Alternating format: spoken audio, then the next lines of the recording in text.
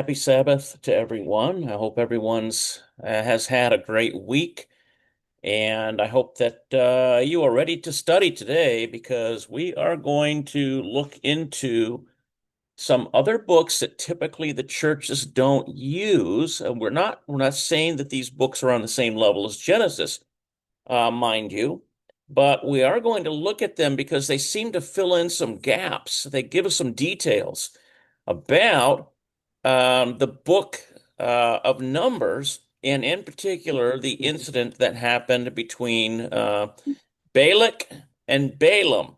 And Balaam, I don't think a lot of people realize, but Balaam has a long and storied history that is not specifically recounted in the book of Genesis, but there is a lot of detail about Balak and Balaam in particular, and his two sons in the book of, and his two sons in the book of Jasher. Now, remember that the book of Jasher is mentioned in the scriptures, literally. It says, I think it's in Samuel. And let me see if I can call this up real quick and give you this citation, okay? But literally, the book of Jasher is mentioned in the Bible. And it says, is it not written in the book of Jasher? Okay.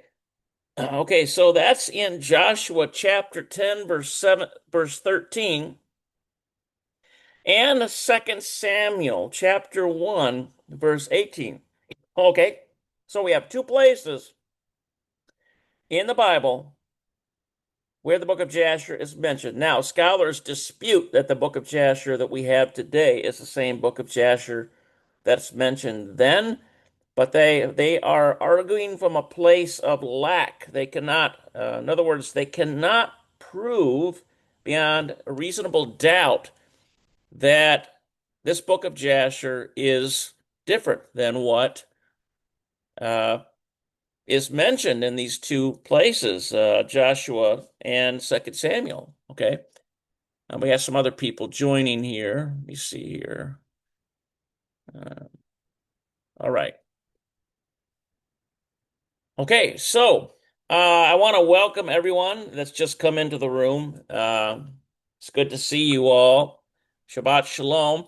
And so instead of having typically we might do a liturgical service, but because we don't have because we have some other reading I want to get into. In other words, it's going to take a little bit longer, so I wanted to cut the liturgical portion out and simply get into the study. Okay, so as I said, we are looking at a portion of scripture called Balak. And Balak was a king who wanted Balaam, a sorcerer, to curse Israel. That's essentially the crux of what we're going to talk about today. And so we're going to get into some of those details shortly here. Okay, so the portion of scripture that we are looking at, it's taken from the weekly Torah portion. And when we say Torah, we mean the books Genesis, Exodus, Leviticus, Numbers, and Deuteronomy. Okay? And basically, the word Torah simply means teaching. That's all it means, is teaching. And as basically, what is the teaching that's found in Genesis, Exodus, Leviticus, Numbers, and Deuteronomy? Well, there's a whole lot that we can talk about, and there's much that is reaffirmed in the New Testament, if you didn't already know that. But it basically is a story about this King Balak of Moab and this false prophet. And he's not a true prophet, he's a false prophet, Balaam. And really, Balaam was really pretty much a sorcerer. And I think I'm going to be able to prove that for you. But basically, Balak, because he is threatened by the numbers of Israelites that have come out of Egypt and have gone, they're in the wilderness, wandering around, they're close to his territory. He's worried that they're going to take him over. And so he basically wants to hire the most famous sorcerer to curse Israel. Okay? And so it's interesting. One of the most dumbfounding things about this section of scripture, essentially, is that Yahweh actually relates, the God of Israel, Yahweh, actually relates and communicates with Balaam. So it's like the Almighty can talk to anybody, you know. I mean, think about this. The Almighty gave a dream to a pagan king, Nebuchadnezzar. Did you know that in the book of Daniel? Nebuchadnezzar is given a dream, which is divine inspiration. And this man wasn't even a believer in Yahweh or his Torah or his commandments or his law or any of it. He was a consummate pagan, and yet Yahweh communicated to him. So if it so be that Yahweh can communicate to a pagan, can Yahweh communicate to a sorcerer? Absolutely. Absolutely. And that's what is being told in this section of scripture. And so basically, Balak wants to hire Balaam and to, curse these people that, sees as a threat. And of course, sorcerers, they took money. That was how they made their money. They had these cheap parlor tricks, but some of them, the real deals, were literally had demonic power, and they had the power to curse. But guess what? What we're going to find out is that what Yahweh is not cursed, nobody can curse. You see, that's one of the principles too. We're going to talk about now. There's also one of the things that Balaam did that was very evil, is he gave evil advice to King Balak of Moab, and basically advised them to basically send loose women into the camp of Israel and trip them up and get them to run afoul of the commandments of their God. Okay? And so that also is something that's strictly condemned. But there's some other stories that I want to sort of weave into our narrative today that maybe you're not familiar with, but it basically underscores the kind of character that Balaam was. And he was basically a sorcerer for hire, as we're going to find out. And so that's essentially what we've got on our schedule for today. And shalom, shalom, everyone. I see your message there, brother Jean Finet from Haiti. It's good to see you, my brother. Hope that things are going well for you. And if not, then the Almighty has plans for his people wherever they are. And welcome other people as well. All right, so let's get into our scripture portion here. And Balak the son of Zippor saw all that Israel had done to the Amorites. Remember that Israel had destroyed the Amorites. And they're very powerful people, by the way. But Yahweh was more powerful, wasn't he? Moab was sore afraid of the people because there were many, and Moab was distressed because of the children of Israel. And Moab said to the elders of Midian, now shall this company lick up all that are round about us, as the ox licks up the grass of the field. And Balak the son of Zippor was king of the Moabites at that time. Remember that the Moabites, they are technically of the family of Abraham, aren't they? They came from Lot's generations. They came from Lot. Remember? Remember Ammon and Moab were two children that were born, that were sired by Lot. He sent messengers, therefore, unto Balaam the son of Beor to Pethor, which is by the river, the land of the children of his people, to call him, saying, behold, remember Balaam, son of Beor. This is a prominent guy. Behold, there's a people come out of Egypt. Behold, they cover the face of the earth. They abide over against me. Come now, therefore, I pray thee, curse me, this people, for they are too mighty for me. Peradventure I shall prevail, that we may smite them, and I may drive them out of the land. For I wot that he whom you blessed is blessed, and he whom you cursed is cursed. Now, this old English word means I know what. It's an old English word, and they still included it in kind of some of the old King James versions. This is kind of a King James with the sacred names put in, this version here. Well, I like a lot of the wording. So, in other words, basically what he's saying is Balaam is a powerful sorcerer and he knows how to curse. And is using demonic power to do so. And the elders of Moab and the elders of Midian departed with the rewards of divination in their hand, and came unto Balaam and spake unto him the words of Balak. And he said unto them, Stay here this night, and I will bring you word again, as Yahweh shall speak unto me. And the princes of Moab abode with Balaam. And Elohim came unto Balaam and said, What men are these with you? And Balaam said unto Elohim, Balak the son of Zippor, king of Moab, hath sent unto me, saying, Behold, there is a people come out of Egypt, which cover the face of the earth. Now come, curse me them, peradventure I shall be able to overcome them and drive them out. Now, one of the most confusing things about this is Yahweh is talking to a pagan, but I mean, it's not unheard of. I mean, Yahweh did so again to King Nebuchadnezzar. And he gave a dream to Pharaoh, didn't he? And Elohim said unto Balaam, You shall not go with them, you shall not curse the people, for they are blessed. Now look at this principle. What Yahweh blesses, the world cannot curse.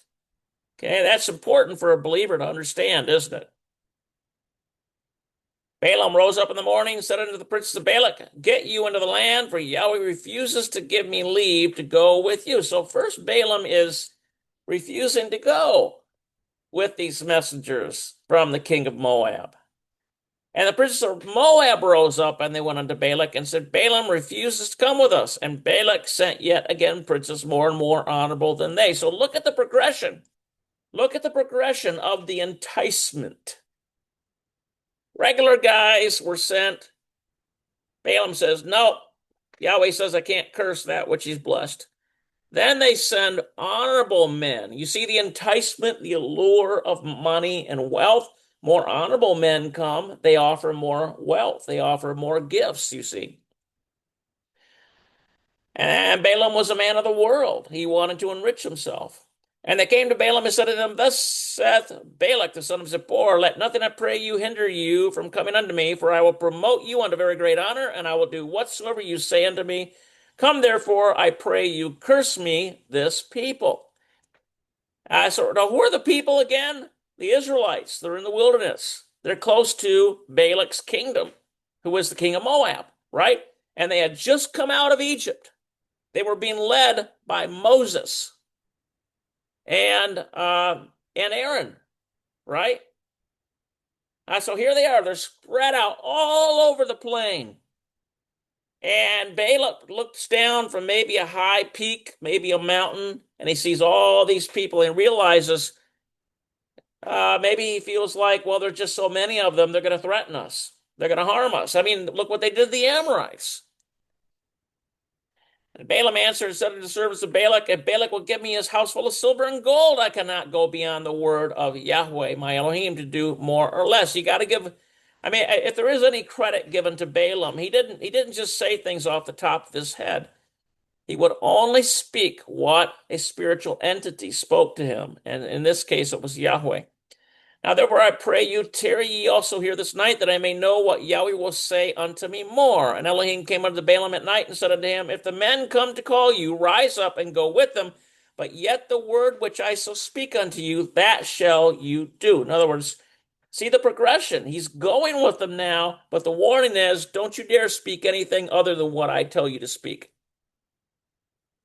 And Balaam rose up in the morning, saddled his ass, and went with the princes of Moab. And Elohim's anger was kindled because he went, and the angel of Yahweh stood in the way for an adversary against him. Now, isn't this strange? Here's another conundrum. If Elohim said to Balaam, Rise up and go with them, but be careful what you say, don't say anything outside of what I tell you to say. But then the angel of Yahweh stood in the way for an adversary against him. Another conundrum. And scholars have puzzled over this for a long time, and they'll probably continue to puzzle over it until kingdom come. I puzzle over it myself. Now, the angel of Yahweh could very well be the pre-incarnate Yeshua. Could be. Now, So here's Balaam. He's riding on his ass, and his two servants were with him. And the ass saw the angel of Yahweh standing in the way, and his sword drawn in his hand, and the ass turned aside out of the way and went into the field. And Balaam beat the ass. In other words, this is a donkey. An old English word for a donkey is an ass. To turn her into the way. So, you know what? This is, even horses are wont to do this. I mean, if you've read horses, if they see something yummy off to the side, instead of going the way you want them to go, they kind of stray off, try to get that thing that's yummy. Maybe there's a flower or something they want to see. So it's not unheard of. But the angel of Yahweh stood in the path of vineyards, a wall being on this side and a wall on that side. And when the ass saw the angel of Yahweh, she thrust herself into the wall and crushed Balaam's foot against the wall. That actually can happen in a stall. If you mount a horse in a stall and they go up against the wall and your foot gets caught there, I've seen it happen. It's not a nice thing. It happens. And he beat her again. And the angel of Yahweh went further and stood in the narrow place. There was no way to turn either to the right hand or the left. And when the ass saw the angel of Yahweh, she fell down under Balaam. So look at these three warnings. She turns off into the field. Then she pushes up against the wall, crushes Balaam's foot. Then she basically gives up and goes on strike and sits down. She basically lies down and won't go anywhere. And Balaam's anger was kindled. He smote the ass with a staff. Now look at this one. This very strange story. And Yahweh opened the mouth of the ass, and she said unto Balaam, what have I done unto you that you have smitten me these 3 times? A donkey is speaking, and the donkey's owner can understand. So this sounds kind of fanciful, doesn't it? But let me share something. There is a book, and I just want to throw this in there, and you can check it out yourself, see if I'm right or wrong. There is a book. It's considered a pseudographical book. In other words, it's kind of considered spurious by a lot of scholars. But it's basically a pseudographical book written by the rabbis that allege, they go into detail about Adam and Eve. And one of the interesting things on that book is that before the fall, Adam and Eve could communicate with animals. Did you know that? They could communicate with animals. That's one thing animals could communicate to them. They communicate to animals. When Adam named the animals, so is it possible for an animal to speak? Hey, is anything too hard for the Lord? It's by the power of the Lord that this donkey's mouth was opened and could speak now in a way that the man could hear. Oh, we got go ahead there, Yehoshua. You got a comment? I do. And when it talks about him being able to name each one of them, I think it was based upon their nature. So yes, there was a knowing of their nature. Yeah, great topic. Yeah. There was actually one other thing that Brother Alan Lee interjected when we were reading through this and doing some studies earlier this week. First-hand knowledge is hard to gain, but as you mentioned about Balaam being a pagan, Alan, he's got a lot of resources as far as like you were referencing some of these other books, whether some of the other books or where he's getting his information. I'm just going to put this out there that Alan said that Balaam probably had he talked with confidence, a bestiality type relationship with his donkey. First-hand knowledge is hard to gain, and I don't know, but that was something that was shared just this last week. So it's one of those little puzzle pieces that I heard, and I'm just putting it there off to the side because that's what Alan said. He knew his donkey, and you know how the Bible uses the word know. Right. Thank you for letting me interject. That's an interesting little tidbit there, and It is. It really is, and I'm wording it the way I heard it. And again, first-hand knowledge is hard to gain. It could be revealed some other books.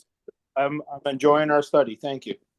All right. Well, thank you for the comment. Remember that in these sorcerers would do despicable things in order to gain knowledge and power. And that's not outside the realm of possibility. You remember, we're going to find out that Balaam was a sorcerer, and his two sons were considered cherished sorcerers in Pharaoh's court. And so basically, here is this donkey speaking to Balaam. And Balaam said unto the ass, because you have mocked me, I would there were a sword in my hand, for now I would kill you. Now, it does not say Balaam was shocked, does it? He wasn't shocked by this. Is it possible that demonic power allows a sorcerer to speak to animals? Maybe. Maybe there's a demonic connection there, but it's interesting that he's not shocked. He just answers straight back. He says, if there were a sword in my hand, I would kill you.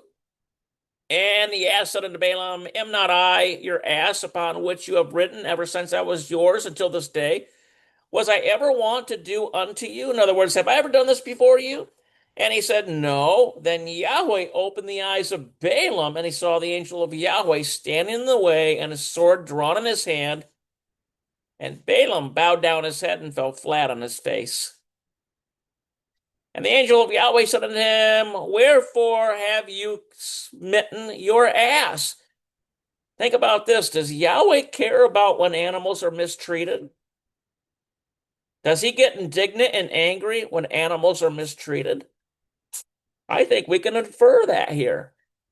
Can we not infer that Yahweh gets indignant when animals are mistreated wrongly? He says, you've beaten your ass 3 times. Behold, I went out to withstand you because your way is perverse before me. Remember, the whole reason for Balaam taking this trip was this, the almighty coin, gold and silver. I mean, he sold his hidden knowledge, his secret knowledge, to kings. And we're going to find that out in another passage. And he goes on, and the ass saw me and turned from me these 3 times. Unless she had turned from me, surely now also I would have slain you and saved her alive. And Balaam said unto the angel of Yahweh, I have sinned, for I knew not that you stood in the way against me. Now, therefore, if it pleases you, I will get me back again. So it does show that Balaam understands the power of spiritual realities. There's a certain amount of respect here that Balaam has for spiritual realities. And the angel of Yahweh said unto Balaam, go with the man, but only the word that I shall speak unto you, you shall speak. There's that warning again. So Balaam went with the prince of Balak, and when Balak heard that Balaam was come, he went out to meet him into the city of Moab, which is the border of Arnon, which is the uttermost. So here is Balak coming to meet Balaam. And we got another comment. Go ahead, brother. Yeah, back in verse, let's say 19, when the second group of salesmen showed up, asking him to help them. Verse 19 says, now therefore, please stay here tonight as well, that I may know, and I'm reading the WEB version, know what else Yahweh will speak to me. And the response he got from God Yahweh came to Balaam, said to him, quote, if the men have come to call you, rise up, go with them, but only the word which I shall speak to you that you shall do. So I actually thought that he was being obedient when he went with him, but then when the angel with the sword stood in the way, he was upset with Balaam. So I thought there was a little bit of a conflict there. I don't know as if I'm reading it right, but I like the way it was worded where he says, what else Yahweh will speak to me? Because he already knew he got told, don't go with them the first time. And the second time, I guess I'm putting myself in the story, and that is, would I inquire an answer again? And I thought it was wisely spoken here. He says, what else Yahweh may speak to me? I yield the mic. Thank you for letting me interject. Yeah, and it's interesting. the principle I get from that little thing you were recounting is that sometimes Yahweh gives us requirements that we need to adhere to, such as don't go along with a cursed thing that Yahweh has blessed. Okay, maybe that principle. But sometimes Yahweh allows people to have just enough rope to hang themselves if they continue to press against his will. And remember, Balaam was the sort of man that was looking to enrich himself. He was a man of the world. He was looking to gain. He was looking to get respect from kings and other people in authority.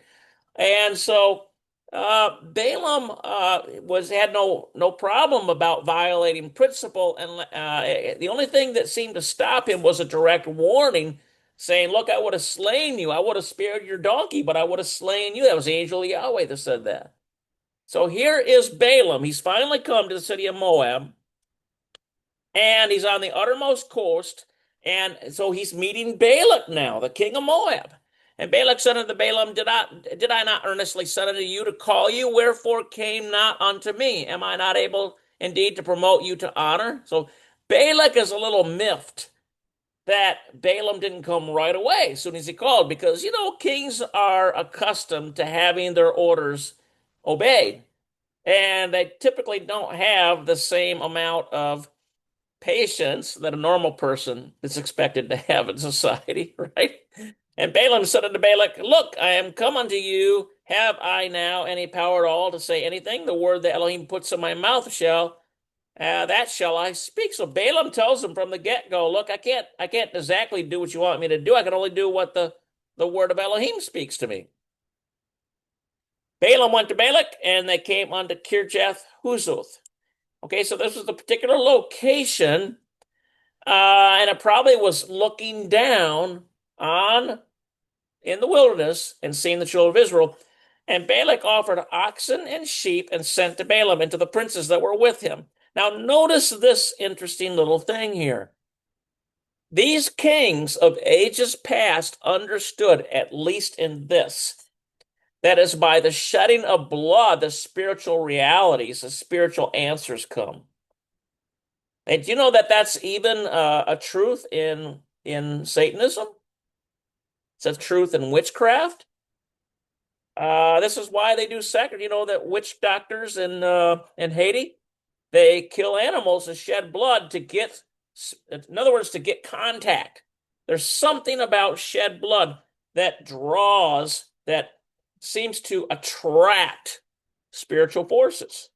Okay? And I would not account this in the same way that the children of Israel were given specific instructions. But it does seem to play into a reality that people of ancient times understood.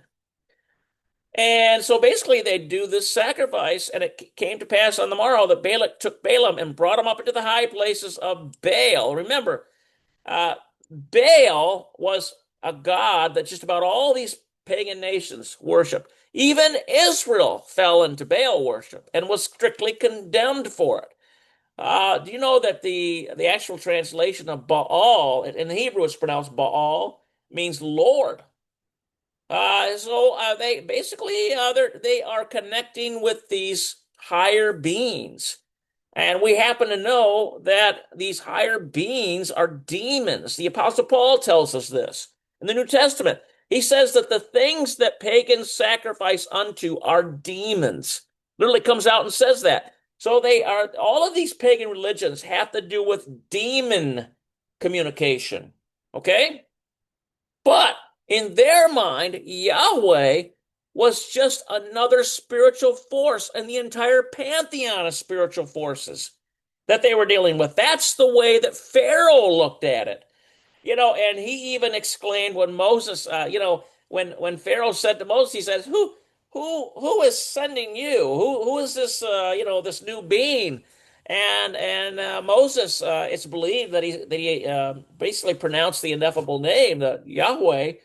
Uh, and Pharaoh, he goes back for a minute, confers with his wise men. He comes back and he says, I don't know who this guy is. Now, here's a guy that had hundreds of gods, but he didn't know this God.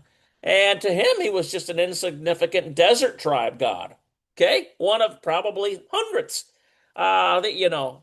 Uh, so this is the sort of the crux, the nucleus of the reality here. So basically, he's doing these sacrifices, and he's at this high place, and he's looking down at the uttermost part of the people. And so Balak wants Balaam to curse the people. And Balaam said unto Balak, build me here 7 altars, and prepare me here 7 oxen and 7 rams. And Balak did as Balaam had spoken, and Balak and Balaam offered on every altar a bullock and a ram. And Balaam said unto Balak, stand by your burnt offering, and I will go peradventure. Now, this is an old English word. It basically means maybe. Maybe. Peradventure, Yahweh will come to meet me, and whatsoever he shows me, I will tell you. And so this is what happened. And he went to a high place, and Elohim met Balaam. Look at that. And he said unto him, I have prepared 7 altars. I have offered upon every altar a bullock and a ram. And Yahweh put a word in Balaam's mouth and said, return unto Balak, and thus shall you speak. And he returned unto him, and look, he stood by his burnt sacrifice, he and all the princes of Moab. He got all the top crust of the Moabite Empire there watching. Maybe it was just basically a kingdom, not an empire. And he took up this parable and said, Balak the king of Moab hath brought me from Aram out of the mountains of the east, saying, come, curse me Jacob, and come, defy Israel. That's the crux of what he wanted them to do. How, now look at this, how shall I curse whom El, now that word El means mighty one, and in particular it's Yahweh, hath not cursed, or how shall I defy whom Yahweh hath not defied? Look at that. Look at the principle here. If you got the blessing of Yahweh on you, no power of hell can stand against you. See that? That powerful principle? For from the top of the rocks I see him, from the hills I behold him. Lo, the people shall dwell alone, and shall not be reckoned among the nations. Now look at this principle here. It says the people shall dwell alone. They're not like the other peoples round about. They are different. They are peculiar. They serve this one God, unlike all the nations around them that had a pantheon of gods. Notice this, that people shall dwell alone and shall not be reckoned among the nations. These are people that Yahweh has plucked out of the nations and set them on a new footing. They are different. They are peculiar now. And he goes on. Who can count the dust of Jacob and the number of the fourth part of Israel? Let me die the death of the righteous, and let my last end be like his. Look at that. He's basically saying, in even the worst of situations for the righteous, which would be the death, that he says that's even a good thing because they're so blessed. Now, this upset Balak. He didn't like this because this didn't sound like a curse at all to him, did it? Balak said unto Balaam, what have you done unto me? I took you to curse my enemies, and behold, you have blessed them all together. Kind of comical, isn't it? In a tragic way. And he answered and said, must I not take heed to speak that which Yahweh hath put in my mouth? And Balak said unto him, come. See, Balak doesn't give up. He keeps trying. Come, I pray you, with me into another place from whence you may see them. You shall see them but the utmost part of them, and shall not see them all. And curse me them from there. And he brought him into the field of Zophim to the top of Pisgah, and built 7 altars, and offered a bullock and a ram on every altar. Now notice this. The first place he overlooks, sees the entire, you can see the good width and breadth of the children of Israel. They go out for miles and miles and miles. You can see their camp. Then he decides, well, I'm going to change location. Let me just show him a few of them. Notice the psychology here in Balak. He is wheedling and doing everything he can to try to get what he wants out of this sorcerer. So he brought him to this other place. He offers these bullock and a ram, and he said unto Balak, stand here by the burnt offering while I meet Yahweh yonder. And Yahweh met Balaam and put a word in his mouth and said, go again unto Balak and say thus. And when it came to him, behold, he stood by his burnt offering, and the princes of Moab with him. And Balak said unto him, what hath Yahweh spoken? And Balaam takes up his parable and says, rise up, Balak, and listen. And hear. In other words, says, here, listen unto me, you son of Zippor. El is not a man that he should lie, neither the son of man that he should repent. Now look at this principle. This was a principle unlike the false gods roundabout. You see, the currency, the spiritual currency, and even within witchcraft and Satanism, you have the more blood you shed, the more you do in sacrifice. This is why the prophets of Baal were up there slashing their wrists and slashing themselves on Mount Carmel, when the prophet Elijah was just kind of sitting back, watching them go through their gyrations. That was the understanding of pagan peoples. The more you sacrifice, the more you hurt yourself, you beat yourself, you cut yourself, the more blood that flows. By the way, Muslims do this too. The more you do this, the more spiritual currency you're going to get. And the more you're going to get this demonic entity, this false god in their mind, to work on your behalf. But look at the principle Yahweh has. Yahweh says something once and it stands. It is what it is. And there's nothing else that can be done about it. So he says, El is not a man that he should lie, neither the son of man that he should repent. In other words, he doesn't change his mind. A lot of these other gods, these false gods, well, yeah, I mean, even within, witchcraft and Satanism, a more powerful. If you read the Rebecca Brown, MD books, she was a former priestess of Satanism. She goes into detail about this, and she says that more powerful priestess can overrule, has more power than a lower priestess. Okay, this is how pagan religions work. But Yahweh's not that way. What he speaks, it goes forth and it can't be altered. He's not a man, neither the son of man that he should repent. Hath he said, and shall he not do it? Or hath he spoken, and shall he not make it good? Can't buy off Yahweh. Can't buy him off. No amount of bloodletting, no amount of anything that you can do will buy him off. Behold, I have received commandment to bless, and he hath blessed, and I cannot reverse it. He hath not beheld iniquity in Jacob. Now look at this principle here. See, they were in good standing with Yahweh, weren't they? And remember, that was the covenant. As long as they remained in good standing, as long as they kept his rules, they had the most powerful protection that anyone could ever want. Neither hath he seen perverseness in Israel. Yahweh is Elohim is with him. Now look at this curious statement. And the shout of a king is among them. Very curious statement. The shout of a king is among them. I wonder if that is sort of a way of referencing Yeshua, pre-incarnate Yeshua. Is that possible? There's other places that seem to reference this idea of the shout of a king. And he goes on, El brought them out of Egypt. He hath, as it were, the strength of a unicorn. Now that's, in some places they translate this as rhinoceros. Well, the rhinoceros is a powerful animal, isn't it? Surely there is no enchantment against Jacob, neither is there any divination against Israel. According to this time, it shall be said of Jacob and Israel, what hath El wrought? Okay, you see, another question. I mean, look at this incredible thing. They're unlike all the other peoples. They serve this one God. They don't do the same things of the people round about them. What hath El wrought? And then he goes on, behold, the people shall rise up a great lion and lift up himself as a young lion. He shall not lie down until he eat of the prey and drink the blood of the slain. That's quite a picture. It was well known that lions would lick the skin off their victims and drink their blood.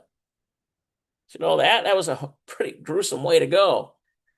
And Balak and Balak said unto Balaam, neither curse them at all, nor bless them at all. In other words, he's upset again because this sounds like another blessing. But Balaam answered and said unto Balak, told not I you, saying, all that Yahweh speak, that I must do? And Balak said unto Balaam, come, I pray you, I will bring you unto yet another place. Maybe it will please Elohim that you may curse me them from there. Now notice the psychology of Balak. Location, in his mind, location made a difference. Location. Interesting, because this is the psychology. Even within Satanism and witchcraft, you know that locations make a difference to them. That there are places that they believe have conduits of more demonic power. Do you know that? Yes. And Balak brought Balaam unto the top of Peor that looked toward Jeshimon. And Balaam said unto Balak, build me here 7 altars, and prepare me here 7 bullocks and 7 rams. And Balak did as Balaam had said, and offered a bullock and a ram on every altar. So this is round 3 now, isn't it? Round 3. First 2 times, Balak didn't get what he wanted. He got a blessing. Basically, a blessing pronounced over Israel. When Balaam saw that it pleased Yahweh to bless Israel, he went not as at other times to seek for enchantments, but he set his face toward the wilderness. And Balaam lifted up his eyes, and he saw Israel abiding in his tents according to their tribes, and the spirit of Elohim came upon him. And he took up this parable and said, Balaam the son of Beor hath said, and the man whose eyes are open hath said, he has said, which heard the words of El, which saw the vision of the Almighty, falling into a trance, but having his eyes open. And here is what Balaam pronounced under the inspiration of the Spirit. By the way, this is a very famous liturgy, Matovu. How goodly are your tents, O Jacob, and thy tabernacles, Israel. Have you ever heard that? Matovu, O Haleka Yaakov, Miskeinoteka Yisrael. There it is. How goodly are your tents, O Yaakov, and thy tabernacles, O Israel. And as the valleys are they spread forth, as gardens by the riverside, as trees of ling aloes, which Yahweh hath planted, and as cedar trees beside the water. So a lot of these natural descriptors, you think about cedar trees, are very strong. It's not easy to get rid of a cedar tree. It's hard wood. And then these ling aloes, they put out a beautiful perfume. They have a beautiful perfume. He shall pour the water out of his buckets, and his seed shall be in many waters, and his king shall be higher, and his king shall be higher than Agag, and his kingdom shall be exalted. Who was Agag, remember? Well, remember that Agag was a king that belonged to, what were those eternal people that were the enemy of Israel? They were constantly trying to destroy them. In the book of, let's see, is it Esther? There was a descendant of Agag, Haman. Okay, these guys were really bad, and he said, and one of the reasons why Agag was considered so great is that he was a very powerful sorcerer. Very powerful sorcerer. He knew how to manipulate spiritual forces. Okay. El brought him forth out of Egypt. He hath, as it were, the strength of a unicorn. There's that word again. He shall eat up the nations, his enemies, and shall break their bones and pierce them through with arrows. Now remember, when the children of Israel were given this blessing, given this promise that they would be taken to a promised land, and they would slowly begin to conquer. And they conquered this chunk, and then they conquered that chunk, and they did so. They just continued to spread out.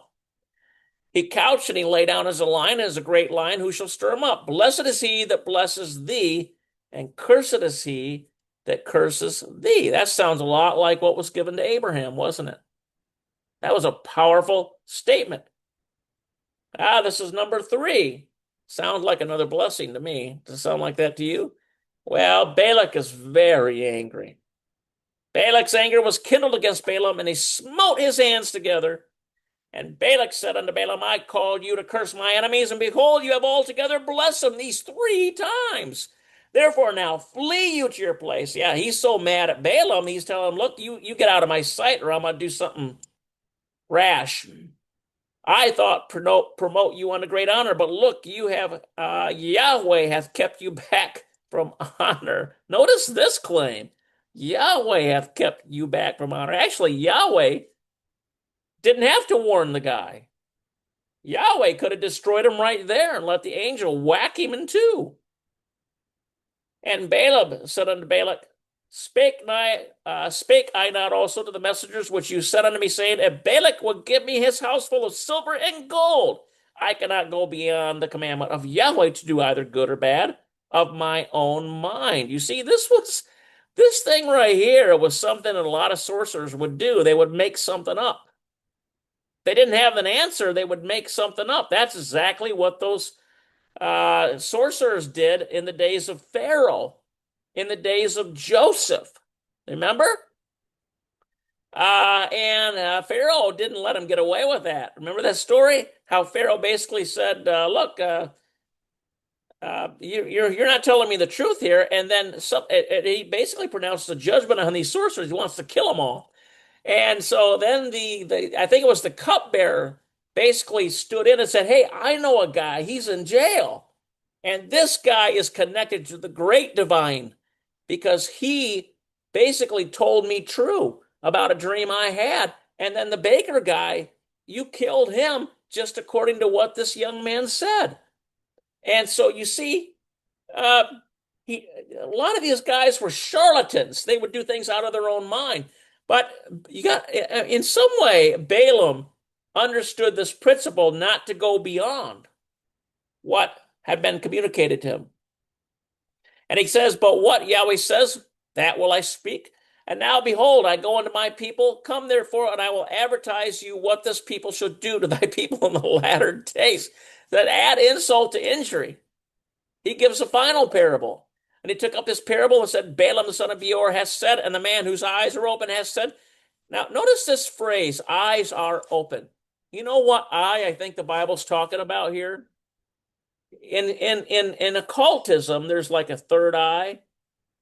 Have you ever seen the pyramid with the eye in the middle of it? It's on the money. I think it's on some of our money. It is the eye which peers into spiritual realities. That's the idea behind it. And eyes which are open, has said. And he has said, which heard the words of Elohim and knew the knowledge of the Most High, which saw the vision of the Almighty, falling into a trance by having his eyes open.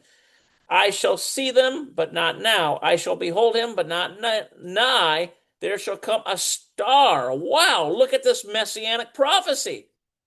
There shall come a star out of Jacob, and a scepter shall rise out of Israel, and shall smite the corners of Moab and destroy all the children of Seth or Sheth. I think that might be just Seth. And Edom shall be a possession. Seir also shall be a possession for his enemies, and Israel shall do valiantly. Wow. So it goes basically, Balak said, look, don't curse them and don't bless them. I'm satisfied with at least that if you can't do the job. But I tell you, after this last time, Balaam prophesies, basically says, look, you're going to be wiped out by these people. Nothing you can do about it. Out of Jacob shall come he that shall have dominion, and shall destroy him that remains of the city. Now, some people have thought that this has a future implication too, to the Messiah. Star out of Jacob, and a scepter shall rise out of Israel. And it could be a connection to the shout of a king is within her, that being Israel. Isn't that something? And when he looked on Amalek, he stood up his parable. Now notice that Amalek was there too. That was the guy I was trying to remember that Haman came from, Amalek. And when he stood up and he looked on Amalek, he took up his parable and said, Amalek was the first of the nations, but his latter end shall be he that perishes forever. And he looked on the Kenites and took up this parable and said, strong is your dwelling place, and you putting your nest in a rock.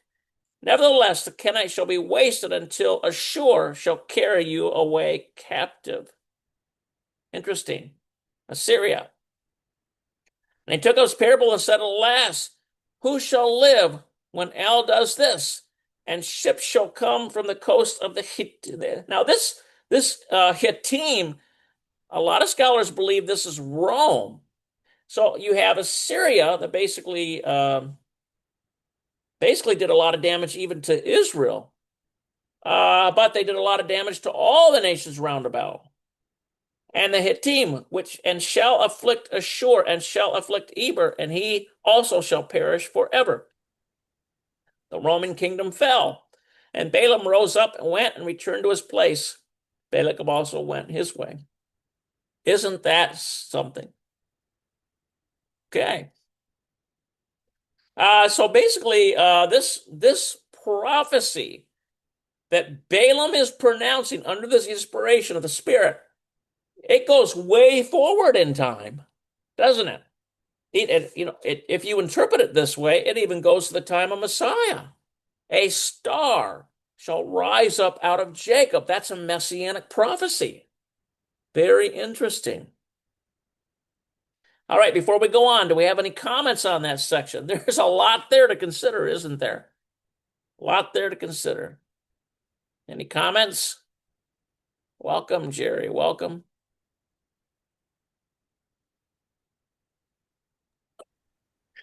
Just the prelude that he gave him the information of how to bring them down. He planted the seed. Next chapter to come. Right. Yeah, he said how if there's nothing they're doing against their God, then there's nothing I can do. But if you get them to transgress, the implication is if you get them to transgress or act perversely against their God, well, you're gonna do damage to them, right? Okay, and so this last little section here is the completion of what the book of Numbers says about Balaam. Now remember, as I promised, we're going to give you some other details here that maybe you haven't heard of. And Israel abode in Shittim, and the people began to commit whoredom with the daughters of Moab. Now the story is that Balak grabbed onto that little tidbit, and he sent these loose women into the camp of Israel. And these Israelite men, they were dressed very lewdly. Remember, Israelite men were part of the idea of modesty was a very deeply entrenched ethic that Moses had passed on to the people through Yahweh. The idea of modesty. Well, these women were not modest in the least. And, the temptations of the flesh, remember that men are visual. They see a pretty woman that's dressed very loosely. Okay, you see the temptation there. And they began to commit whoredom with the daughters of Moab. And they called the people unto the sacrifices of their Elohim. Wow, look at that. They even left the Elohim of Yahweh. They have even left their God, Yahweh, and decided to consort with demons. And the people did eat and bowed down to their Elohim. And Israel joined himself unto Baal Peor. And the anger of Yahweh was kindled against Israel. You see? If the devil can't get you by directly attacking you and cursing what Yahweh has blessed, he'll get you to trip up somehow and violate the commandment of Yahweh somehow. And basically his job is done one way or another. And Yahweh spoke unto Moses, take all the heads of the people and hang them up before Yahweh against the sun, that the fierce anger of Yahweh may be turned away from Israel. So Moses made a summary judgment and executed the heads of the people. And Moses said unto the judges of Israel, slay you every one his man that were joined unto Baal Peor. And behold, one of the children of Israel came and brought unto his brethren a Midianitish woman in the sight of Moses and in the sight of all the congregation of the children of Israel, who were weeping before the door of the tabernacle. So the true believers They were grieved by this and weeping by the door of the tabernacle. And when Phinehas, the son of Eleazar, the son of Aaron the priest, saw it, he rose up from among the congregation and took a javelin in his hand. And he went after the man of Israel into the tent and thrust both of them through. Now, scholars believe that they were literally in the act of coitus. And he put that spear right through both of them. The man of Israel and the woman through her belly. So the plague was stayed from the children of Israel, and those that died in the plague were 24,000. That's an enormous amount of people that basically, because remember, it says in another place that plague began to go out and began to cut down. Sometimes Yahweh uses sickness as punishment. Did you know that? Yahweh uses sickness as punishment sometimes. Yes, he does. Interesting principle there. And the plague was stopped because of a very zealous action by one of the priestly class, Phinehas. And remember, it also says of Phinehas that because he did such and such, because he stopped this plague, because his zeal for Yahweh was so great, that basically he is inducted into a priestly line forever. It says this about him. Very interesting. Okay, so that is the conclusion of what the book of Numbers says about Balaam. Now, what we're going to do is we're going to go to a couple little things here in the book of Jasher. I had to add some more details, interesting little details. Okay. Yeah, he saved a lot more lives by doing that. Very good, brother. Yeah, that's a good comment there. Good comment. Okay, so here's the book of Jasher. Let's remember, we are trying to get additional clues about this character called Balaam. Okay, it's not too long here. And it was in those days that there was a great war between the children of Cush and the children of the east and Aram, and they rebelled against the king of Cush, in whose hands they were. So Kikianius, king of Cush, went forth with all the children of Cush, a people numerous as the sand, and he went to fight against Aram and the children of the east to bring them under subjection. Now, this idea, many scholars believe that Cush was an African king from Africa. And when Kikianus went out, he left Balaam the magician. Notice it literally comes out and says Balaam is a sorcerer with his two sons. Who were his two sons? We're going to find out. Can you guess? Jannes and Jambres. The very two sorcerers which withstood Moses and conjured up false miracles to try to change the mind of Pharaoh away from fearing Yahweh. You remember? Jannes and Jambres that are condemned even in the New Testament were the two sons of Balaam. So he left Balaam with his two sons. This guy's probably not the smartest guy, is he, to leave a guy like Balaam in charge to guard the city and the lowest sort of the people of the land. In other words, why does it say the lowest sort? Because that's all that's left after all the fighting men go to go with Kikianus, this Cushite king. So Kikianus went forth to Aram and the children of the east, and he fought against them and smote them, and they all fell down wounded before Kikianus and his people. And he took many of them captives, and he brought them under subjection as at first, and he camped upon their land to take tribute from them as usual. And Balaam, the son of Beor, when the king of Cush had left him to guard the city and the poor of the city, he rose up. Listen to this. This guy is a rascal. He rose up and advised with the people of the land to rebel against their king and not to let him enter the city when he should come home. And the people of the land listened to him, and they swore to him and made him king over them. You see, Balaam was all about self-gratification, self-ingratiation, making himself rich, and his two sons for captains of the army. So they rose up and raised the walls of the city at the two corners, and they built an exceedingly strong building. And at the third corner, they dug ditches without number between the city and the river, which surrounded the whole land of Cush, and they made the waters of the river burst forth there. At the four corners, they collected numerous serpents. Look at this. By their incantations and enticements, their incantations and enchantments.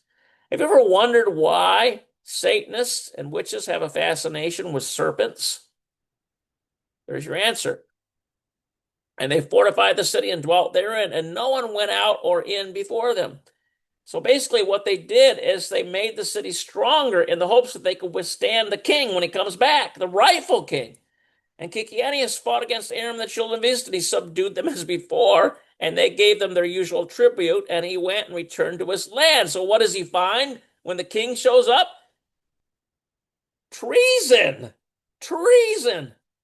And when And when Kikianus, the king of Cush, approached the city and all the captains of force with him, they lifted up their eyes and saw that the walls of the city were built up and greatly elevated. So the men were astonished at this. And they said one unto another, it is because they saw that we were delayed in battle and were greatly afraid of us. Therefore have they done this thing and raised the city walls and fortified them so that the kings of Canaan might not come in battle against them. So basically they thought the best thing they could think. They didn't go immediately to the idea that there was treason. They thought, well, the reason why they made all these fortifications is because the army and we were gone for a long time, and they just wanted to make things stronger at home so that foreign nations wouldn't come. And it's not that they're doing anything really bad. They actually did a wise thing, and they're going to welcome us with open arms, right? So the king and the troops approached the city door, and they looked up, and behold, all the gates of the city were closed, and they called out to the sentinels, saying, open to us, that we may enter the city. But the sentinels refused to open them by the order of Balaam, the sorcerer, their king, and they suffered them not to enter their city. So they raised a battle with them opposite the city gate, and 130 men of the army at Kikianus fell on that day. And on the next day they continued to fight, and they fought at the side of the river. They endeavored to pass, but were not able. So some of them sank in the pits and died. So the king is exhausting what little resources he has left after this battle campaign to try to retake what was his. So the king ordered them to cut down trees to make rafts upon which they might pass to them, and they did so. And when they came to the place of the ditches, the waters revolved by mills, and 200 men upon 10 rafts were drowned. So they were using basically this. Maybe the idea was, you ever seen these Middle Ages mills? They have this huge wheel with paddles on it. Maybe it has something to do with that. And when they came to the place of the ditches, let's see, and on the third day they came to fight at the side where the serpents were, but they could not approach there, for the serpents slew them 170 men, and they ceased fighting against Cush, and they besieged Cush for 9 years. No person came out or in. So basically they just took up their position outside and maybe hoping to wait it out. At that time that the war and the siege were against Cush, Moses fled from Egypt from Pharaoh. Look at the timeline here. Who sought to kill him, having slain the Egyptian. Look at this detail here. Moses was 18 years old when he fled from Egypt from the presence of Pharaoh. And that's something. And he fled and escaped to the camp of Kikianus, which at that time was besieging Cush.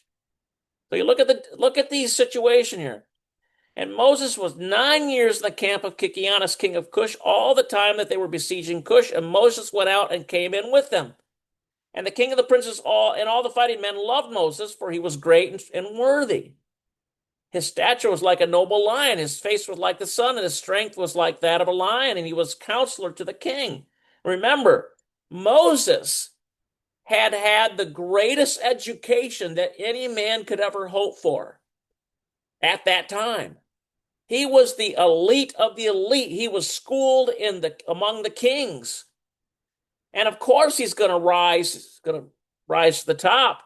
And at the end of 9 years, Kikianus was seized with mortal disease, and his illness prevailed over him, and he died on the 7th day. So his servants embalmed him and carried him and buried him opposite the city gate to the north of the land of Egypt. And they built over him an elegant, strong, and high building, and they placed great stones below.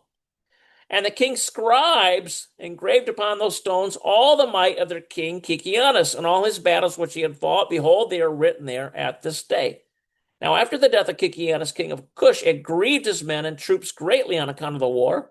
So they said one to another, give us counsel we are to do at this time, as we have resided in the wilderness 9 years away from our homes. Notice this. This is the army now. And if we say we will fight against the city, and many of us will fall wounded or killed, and if we remain here in the siege, we shall also die.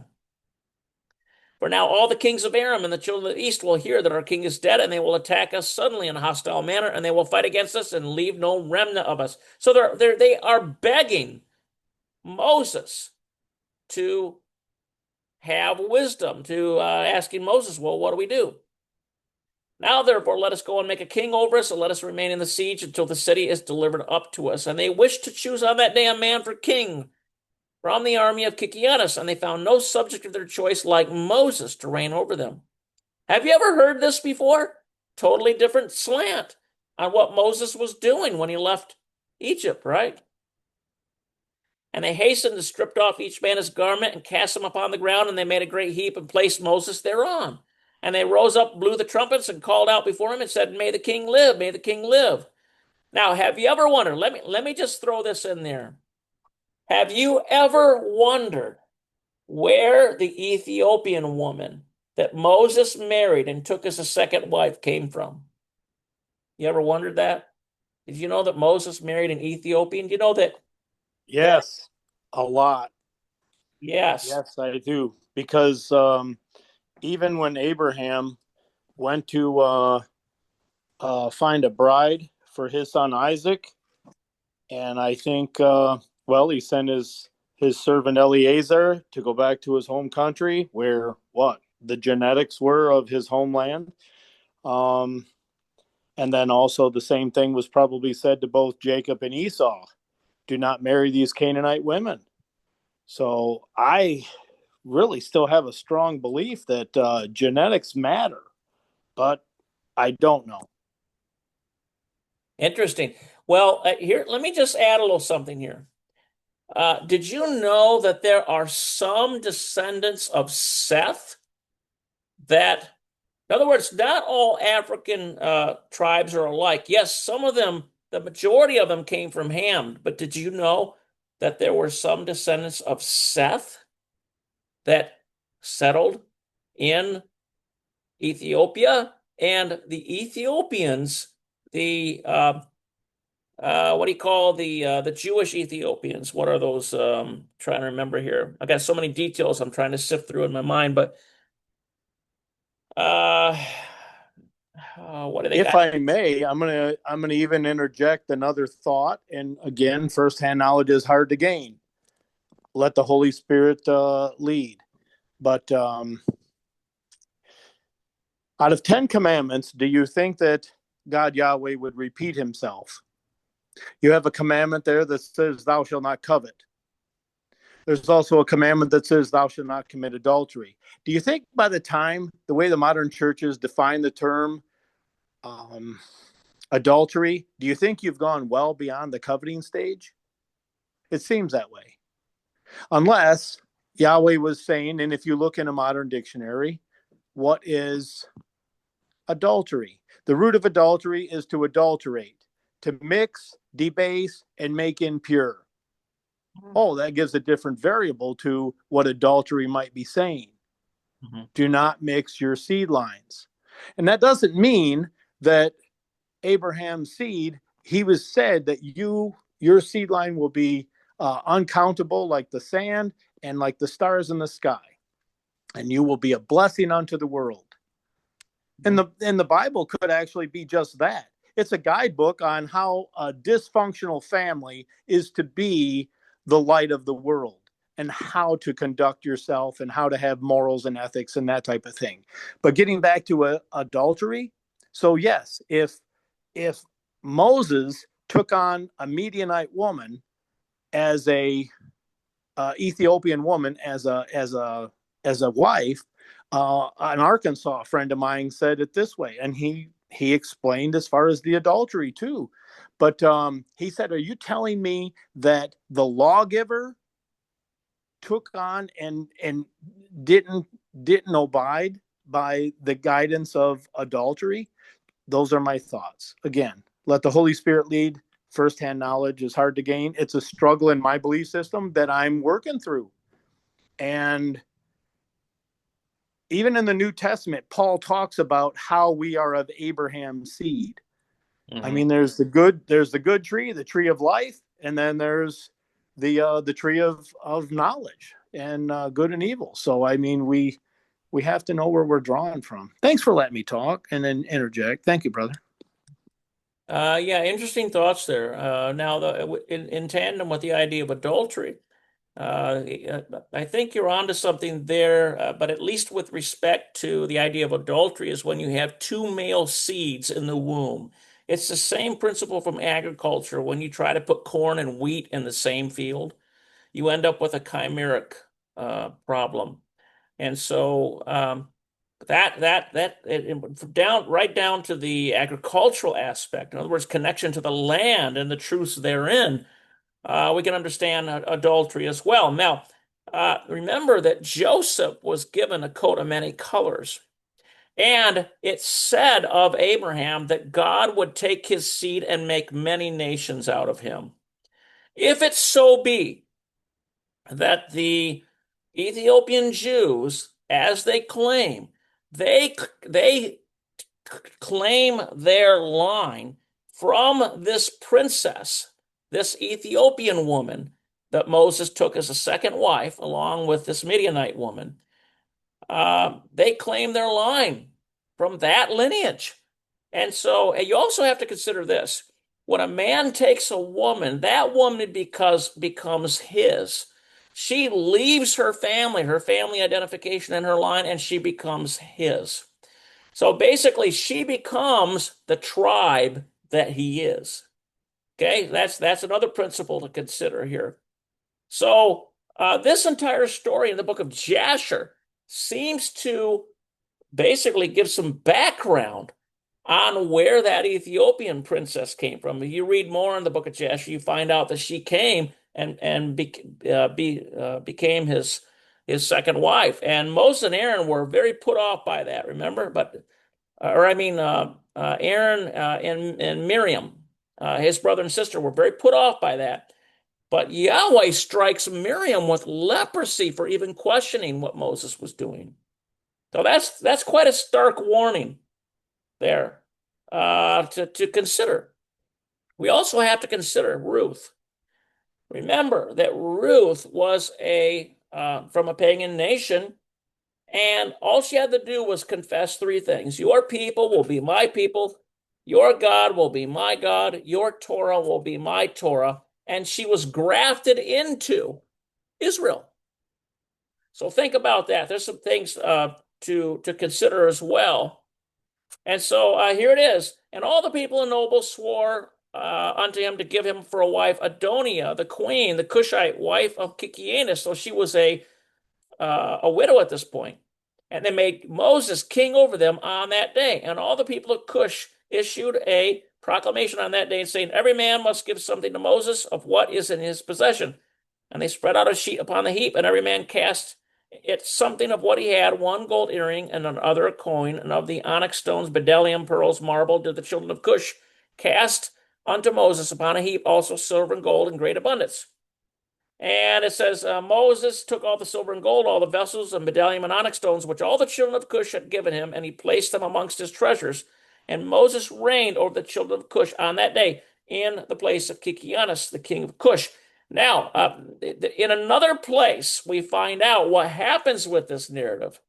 We find out that Moses ends up taking back the city, taking back the kingdom. And just before his army is able to come in and take over the city, guess who runs out the back door with his two sons, galloping as fast as they can go? Guess who? Balaam and his two sons, Jannes and Jambres. So there is a little bit extra to add to the narrative about the character of Jannes and Jambres and Balaam, their father. Little bit extra to add there. Let me so that's this part here. Now let me move to this here. Uh, this is interesting because this basically goes into where Moses has already been kicked out of Egypt, and it's likely after Moses had his stint in the kingdom of Cush, and it says that remember that he then migrated to spend time with Jethro. Remember that the Bible also calls Jethro Ruel. He had a different name in Egypt. Uh, and so basically, at this point, Moses had married Zipporah. Now, he had not taken this, he had not had relations with this Cushite princess yet. It actually says that he maintained his distance. He would not have relations with her. He was not ready to take her. But basically, she was there and helping him, guiding him, ruling throughout the kingdom. That's basically what it infers in the book of Jasher. So here now we're going back to another time now. And the master says basically he's telling Moses to go back to Egypt and basically demand from Pharaoh, let my people go, right? And it goes through the details of how Zipporah, basically hastily circumcised because the angel was going to kill Moses and all of them. Remember that little story? And let's get down to where we see this Baal right here. And all right, let's see here. And the king told them all the words which Moses' his brother had spoken to them. And the magician said to the king, but how came the men to you on account of the lions which were confined to the gate? Because this was a miracle. This is another reason why the Pharaoh gave them audience. Okay? And the king said, because they lifted up their rods against the lions and loosed them and came to me, and the lions also rejoiced at them as dog rejoiced to meet his master. This was an unheard of thing. Now here it is. And Balaam the son of Beor the magician answered the king, saying, there are none else. These are none else than magicians like ourselves. So this is what Balaam is saying to Pharaoh about Moses and Aaron. Now, therefore, send for them and let them come, and we will try them. And the king did so. And in the morning, so did you ever read in the New Testament? We heard about Jannes and Jambres, but we never knew Balaam was right there opposing Moses and Aaron. And so, yes. And so basically, this entire thing is about how Aaron and Moses, and remember, Aaron threw his rod down, it became a serpent, and how the Balaam and Jannes and Jambres did the same thing. But the thing is that Aaron's staff, which became a serpent, ate up the other serpents. And so this is what proved to Balaam. He says to the Pharaoh, this thing has been from the days of old that a serpent should swallow its fellow and that living things devour each other. And so he basically says, look, these guys are the real deal. Okay, at the end of it. All right, so here's another picture that I just wanted to show you very briefly here. Okay. And it goes into this narrative. Now, this, again, you can read this for yourself. It's in the book of Jasher, chapter 79. Okay, now, let's look at the book of Jasher, chapter 67, because I want to show you who inspired Pharaoh to kill the baby boys of Israel. Who was the rascal that did this? Okay? And so basically, this is going way back now to when Moses was a child. And so basically what happens is, remember that Moses has been sent away in a basket of reeds down the river, the Nile, and the princess of Pharaoh takes him to herself, and basically he is raised. And this is when Moses is a baby, and he's just kind of playing there, and the king and all his nobles are doing their thing there in the throne room. But Moses does a couple things. He makes his way up to the throne while Pharaoh is off it, and he sits on Pharaoh's lap, and he immediately takes the crown off Pharaoh's head and puts it on his own. And this was seen as a very dangerous omen by the magicians and the sorcerers of Pharaoh. Okay? So, and here's, now I'm going to pick it up here, verse 18. And Balaam the son of Beor answered the king, said to him, this means nothing else but a great evil that will spring up against Egypt in the latter days. So Balaam is there. For a son will be born to Israel who will destroy all Egypt and its inhabitants. and bring forth the Israelites from Egypt with a mighty hand. So Balaam knew that this was a foretelling. Now, listen to this. Here's the advice that Balaam gives to that Pharaoh. Remember, this is the bad Pharaoh. Moses is a little child now. Now, therefore, O king, take counsel upon this matter, that you may destroy the hope of the children of Israel and their expectation before this evil arise against Egypt. And the king said unto Balaam, what shall we do unto Israel? Surely after a certain manner did we at first counsel against them, and could not prevail against them. Therefore, give you also advice against them, by which we may prevail over them. And Balaam then basically says, call a couple of your counselors. Let's see what they have to say, and then I'll weigh in, okay? Now, basically, Jethro counsels against Pharaoh killing these babies. Jethro says, look, you do this, you're going to incur a lot of judgment. The other guy, though, says, yes, I think this is a good idea. You should kill these babies, okay? So, basically, the entire idea for where Pharaoh got the idea was from Balaam, son of Beor. See that? So this adds more context, and it lets us know that Balaam was a really bad guy. He was no ordinary pagan, okay? This guy was evil to the core. And a lot of people, especially in the churches, they only have the 66 books to go by. They don't understand what was really happening here, the background. But Book of Jasher provides these details. Okay. Let me see if I can find that. It's in here somewhere. Let's see here. Here it is right here. This is Balaam's advice.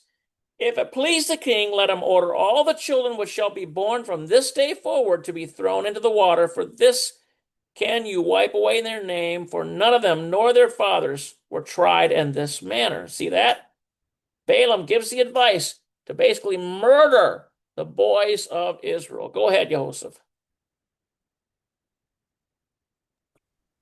It seems like seeing all of the miracles and the events that Balaam may have grown a fear of Yahweh, not necessarily as the Ten Commandments says, love thy Lord God with all thy mind, thy heart, thy soul. But he may not have done that, but he may have grown to have a fear of Yahweh.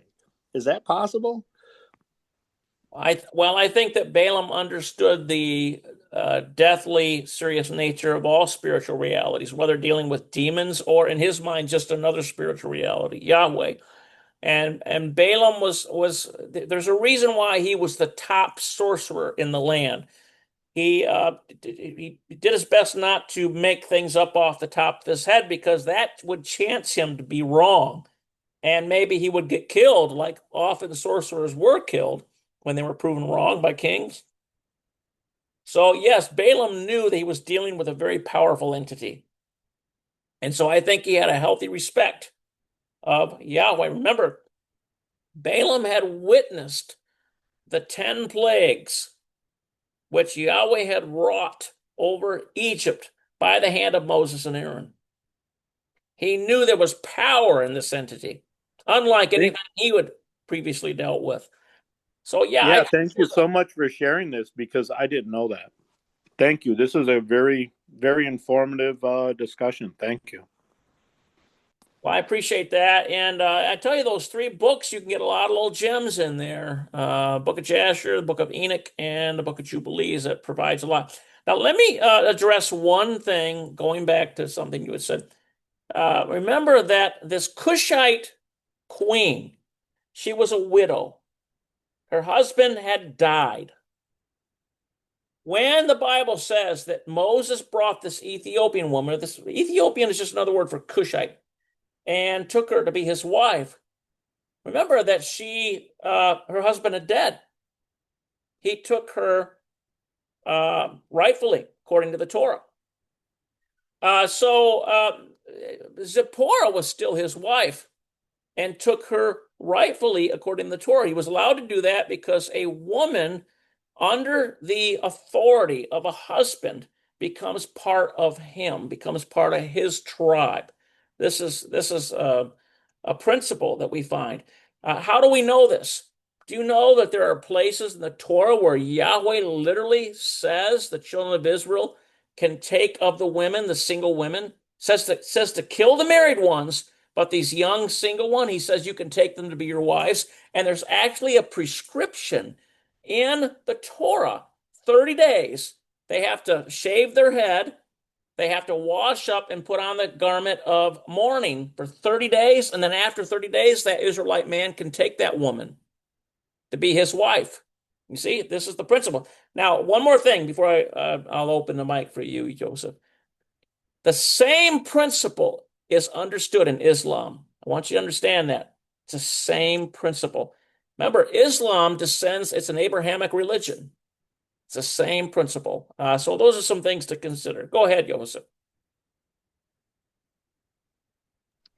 Much like talking and learning about Balaam being there during the Moses Pharaoh interaction in the plagues, I had heard from Alan that Moses' father-in-law Jethro was one of the soothsayers or counselors there to Pharaoh. Is there any information that you've come across on that Jethro was also in there like Balaam as one of the Pharaoh counselors? Right. Well, he was considered a wise man.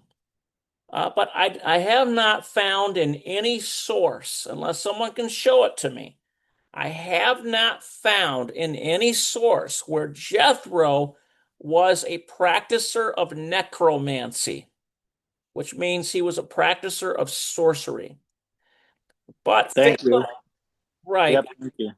he had various types of people around him. He had sorcerers, literal sorcerers, who practiced necromancy. But he also had wise men, men who didn't do that, but they knew a lot about they would be like a court of lords. If a king were to ask, what do you think about this? And several lords would step forward and give their advice. Okay, he was like one of those guys, but he fell out of favor. The reason why he was stuck back at home and not in Pharaoh's court is because he advised Pharaoh against killing those babies. In other words, in his understanding, this would incur the wrath of Yahweh. And it would be, in other words, right now, Pharaoh was basically not on the radar screen of But Yahweh. that actually, what you just said, says that he was in the council of Pharaoh. So that gives, yeah, thank you for that. That actually was what I was asking. He had Pharaoh interaction. Wow. Okay, thank you. Yeah. All right, guys. So that gives us some background information on Balaam. He was a bad dude. He really was. If you understand this, he was treasonous. He was a turncoat.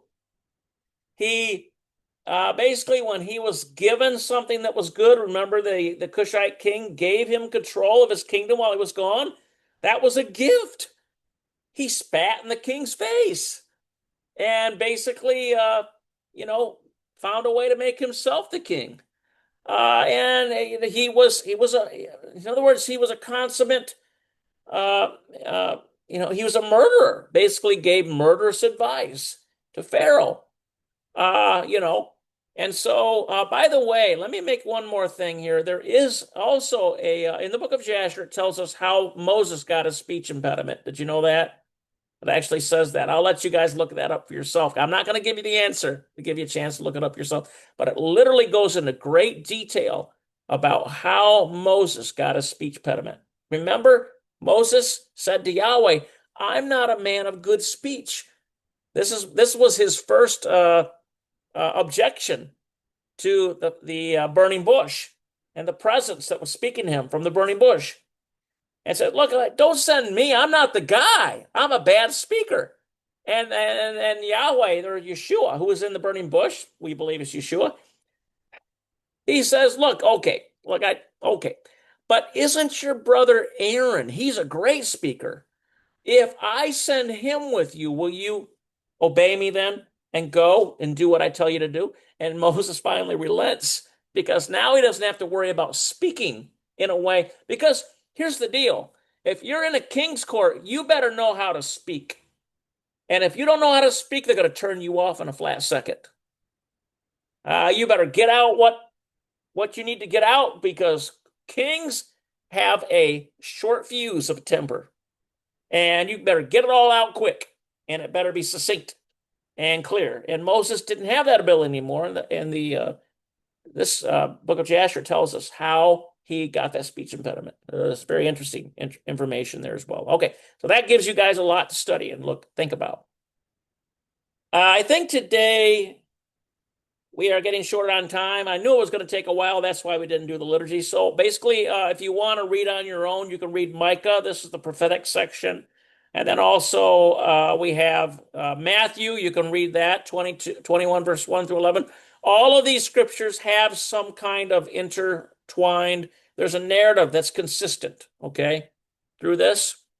And so with that, we're going to close our teaching part and come back to our thing here. So this was Balak and Balaam. But really, when it says, when the portion is named Balak, actually there's very little about Balak compared to what we know about Balaam. There's a lot more about Balaam here that we know. Remember that Balaam is condemned in the New Testament too. He's condemned roundly. The New Testament writers looked upon him very badly, and rightfully so, right? Okay. That is Balaam's story. Okay, so now what we're going to do is we've got a little music piece for y'all, and then we will close the service.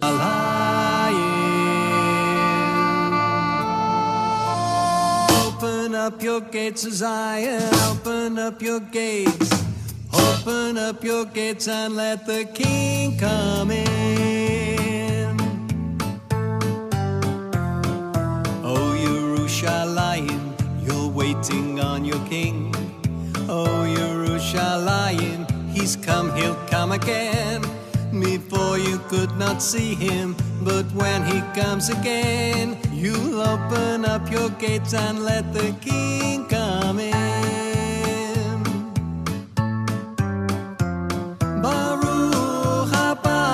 B'Shem Yahweh, Yeshua HaMashiach is the King of Israel. Baruch haba b'Shem Yahweh, Hu Melech HaMelachim, V'Adon HaAdonim.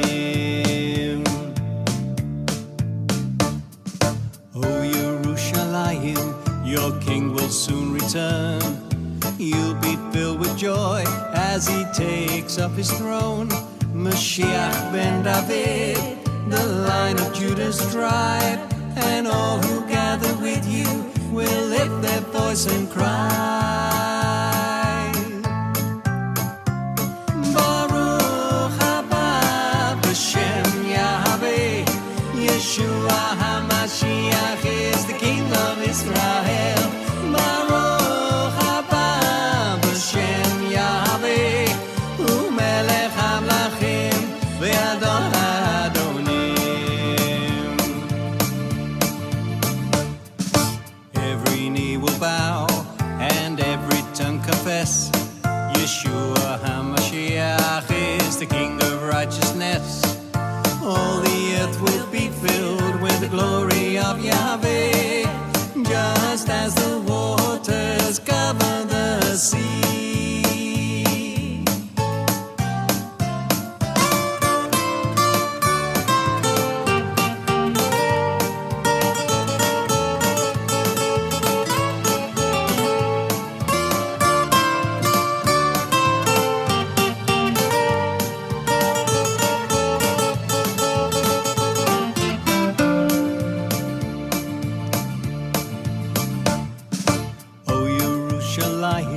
You're waiting on your King.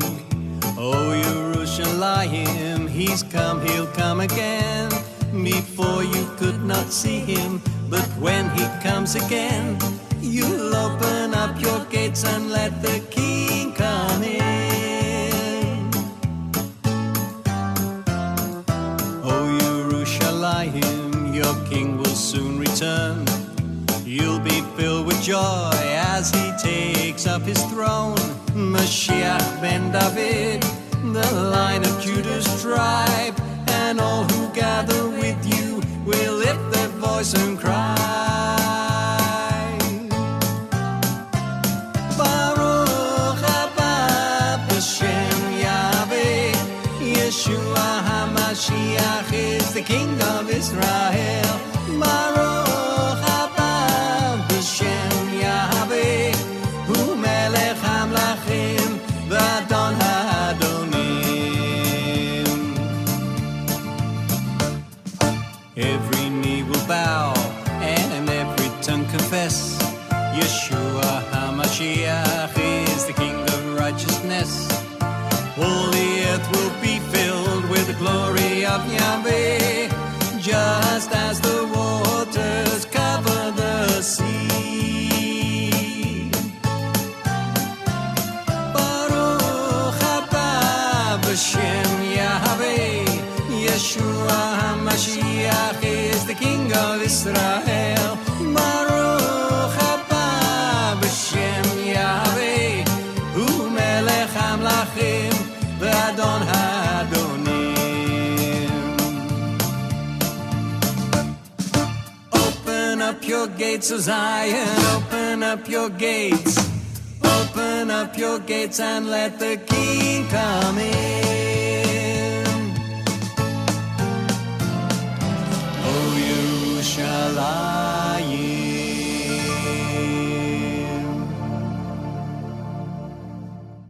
The song is Old Jerusalem. Great little tune there for everyone to enjoy. Okay, we're gonna finish up here, and we're gonna sing the song of peace, which is Shalom, my friends, and we're gonna conclude our service. And here is the song of peace. Shalom to you now, shalom, my friends. May Yahweh's mercies bless you well, my friends, in all your living and through your loving. Yahweh be your shalom, shalom, shalom. Yahweh be your shalom. And now we have the Aaronic benediction that I will leave you with today, those of you who are out there in cyberspace who follow along with our ministry. And here is the Aaronic benediction. Yivarekaka Yahweh v'yishmareka, Yahel Yahweh panavaleka v'kuneka, Yisa Yahweh panavaleka v'yasem leka shalom. Yahweh bless you and keep you. Yahweh make his face shine upon you and be gracious to you. Yahweh lift up his countenance upon you and give you peace. In the name of Yeshua Messiah, Prince of Peace. Amen. And so I pray that you all go with the peace of Messiah. You could always reach out to us during the week if you have anything you would like to discuss. I'm pretty open on that. Receive anything from email or even a text if you got my number. And remember, here it is, Hazak, Hazak, Vanit Hazak, be strong, and may we be strengthened. Remember, Joshua was given the admonition, be strong. With Yahweh's help, you can conquer the trials of life. And so